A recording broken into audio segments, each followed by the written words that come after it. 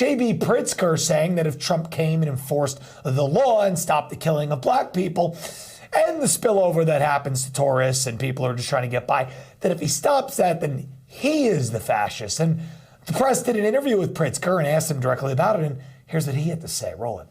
You're going to hear people, especially this past weekend, 54 shot, 7 dead. Yeah. They're going to say the city's not safe. Would you ask your friends to ride the L after midnight or after, 9 o'clock at night even to come down to the city from O'Hare? Look, big cities have crime. There's no doubt about it.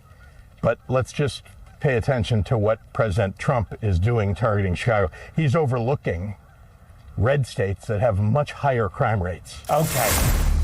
So, no, he's not, because he said he would send the National Guard to New Orleans and fix it, so that's not true. And by the way, why do big cities have to have crime? He didn't answer the question if he would ride that train after midnight, because the answer is he would never do it, because he'd be a sitting duck.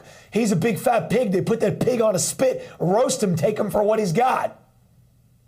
So clearly Pritzker understands that it's not safe, and he's not answering the question. But then he just says, well, big cities have crime. Why has it got to be like that? There's no crime in Dubai. There's no crime in Abu Dhabi. There's no crime in Riyadh, Saudi Arabia. Why? Because even though, these are Middle Eastern countries and all that, very simple policy. You commit a crime, they beat the crap out of you, they might chop your hand off, and they'll put you in a prison cell. I'm not advocating for how law and order should be exactly and how these countries do it, but what I am saying is that when people know the consequences are dire, they don't commit crimes. And then the very mentally ill people get put in a loony bin. And that's just how it is. That's how it should be.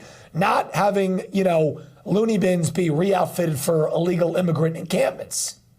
That's what the Democrats have created.